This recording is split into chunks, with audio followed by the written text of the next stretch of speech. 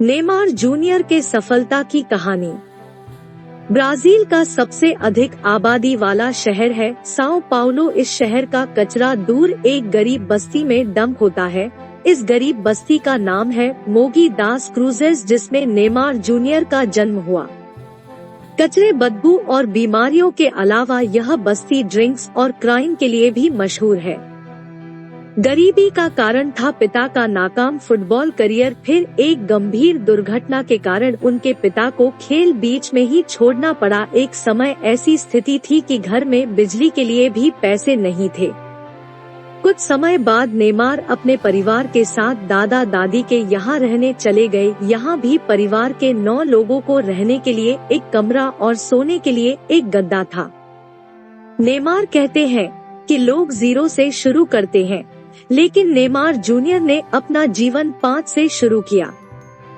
Neymar junior के ऊपर सबसे ज्यादा प्रभाव डाला उनके पिता नेमार सीनियर ने। उनके पिता नेमार सीनियर चाहते तो छोटा मोटा काम करके अपना परिवार पाल सकते थे, लेकिन नेमार सीनियर को ना तो अपने साथ हुई दुर्घटना से कोई शिकायत थी और ना ही अपने नाकाम फुटबॉल करियर से। कोई और होता तो शायद डिप्रेशन या अवसाद का शिकार हो जाता।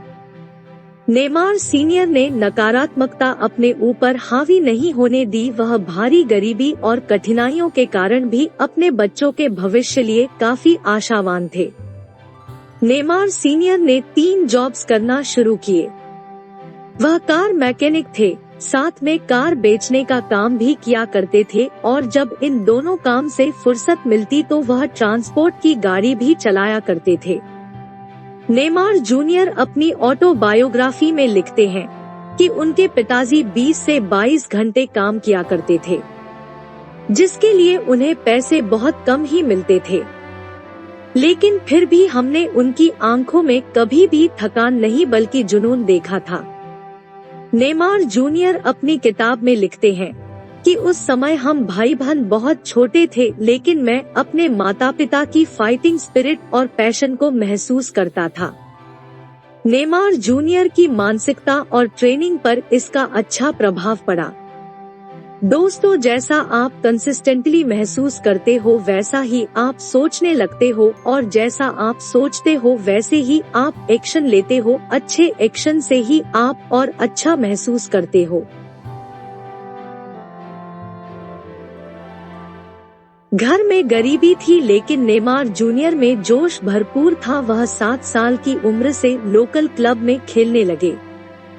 पिच पर सबसे पहले आना और सबसे आखिरी में जाना और मैदान में जी जान लगाकर खेलना, यह सब उन्होंने अपने घर से सीखा था।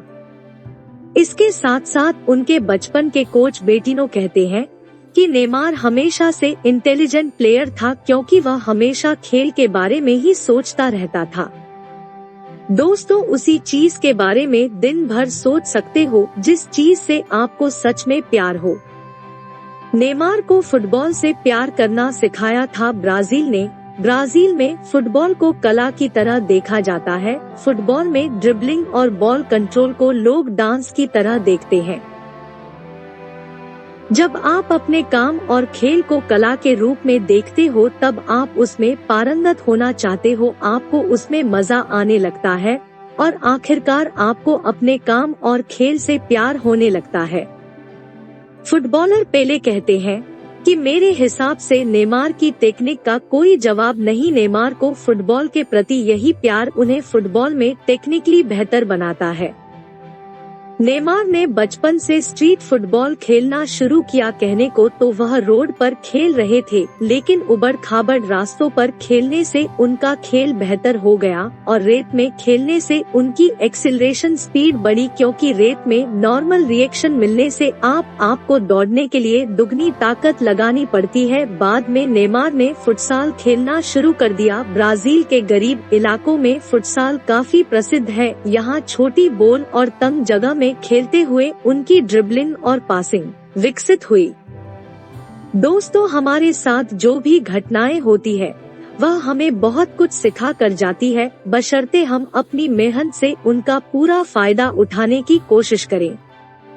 नेमार कहते हैं कि उस समय हम बिजली अफोर्ड नहीं कर सकते थे। हम रात के अंधेरे में एक मोमबत्ती के सहारे बैठा करते हैं।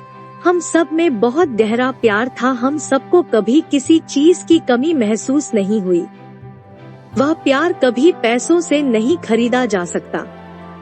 उस बचपन के भोलेपन में नेमार अच्छा प्लेयर नहीं बनना चाहता था, उसे तो बस खेल में मजा आता था और वह दिन रात घर के अंदर बाहर खेला करता।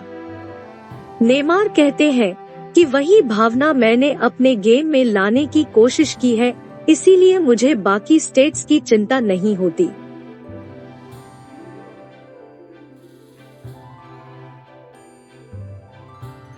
नेमार जूनियर की सोच दूसरे प्रोफेशनल फुटबॉलर से एक बात में बिल्कुल अलग है। नेमार जूनियर कहते हैं कि बार्सिलोना ज्वाइन करने से पहले लोगों ने मुझे सावधान किया था कि तुम हमेशा मेसी की छाया में रहोगे, तुम्हें कभी चमकने का मौका नहीं मिलेगा। भले ही तुम स्टार बन जाओ, लेकिन अगर मेसी से नहीं बनी तो तुम्हें बाकी लोगों की तरह क्लब छोड़ना पड़ेगा।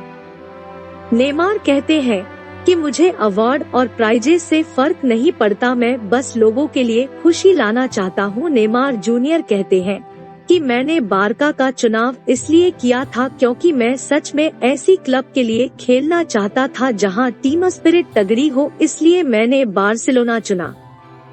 नेमार जूनियर की तरक्की देखते हुए पिता ने 17 साल के नेमार को मेंटल ट्रिक भी सिखाए। देखो, आगे चलकर तुम्हारा नाम होगा, पैसा भी आएगा, कुछ लोग तुमसे जलेंगे और बहुत सारे लोग तुमसे उम्मीद भी करेंगे। इन सब कारणों से तुम्हारे ऊपर प्रेशर भी होगा, इसलिए अपने एक्सपीरियंस प्लेयर से सीखो। यह कैसे करोगे? जब भी कंफ्यूजन हो तो सोचो तुम्हारा आइडियल प्लेयर कैसे सोचते और क्या हरकत करते हैं। किसी ऐसे व्यक्ति को याद करो जिसकी तुम इज्जत करते हो, धीरे धीरे वही माइंडसेट तुम्हारे अंदर उतर जाएगा। दोस्तों, यह कमाल की सीख है दूसरों से अच्छी बातें या उनके सबकॉन्शियस माइंड से सीखने के लिए, और यही तरकीब टोनी रॉबिन्स अपनी किताब में बताते हैं। जब आप 2 मिनट रुककर सोचते हो कि इस समय मेरा आइडियल क्या करता, वह इस समय कैसा महसूस करता, उनकी सोच क्या होती, तब आप कई गुना स्पीड से सीखते हो। अपने अतीत को लेकर नेमार जूनियर का गजब का पॉजिटिव एटीट्यूड था। वह गरीबी के समय को याद करके कहते हैं, भगवान का शुक्र है कि किसी दिन हमको भूखे पेट नहीं सोना पड़ा। उसे बचपन में दोस्तों के साथ बस्ती में खेलने में मजा आता था। नेमार शिकायत भी कर सकते थे कि हमें गंदगी में खेलना पड़ा या हमारे पास पहनने को पुराने कपड़े थे, लेकिन नेमार अच्छी बातों को याद करके खुश होते हैं और आभार महसूस करते हैं। इसमें कोई शक नहीं है कि ऐसी सोच रखने वाला इंसान सफलताओं को अपनी ओर आकर्षित करता जाएगा।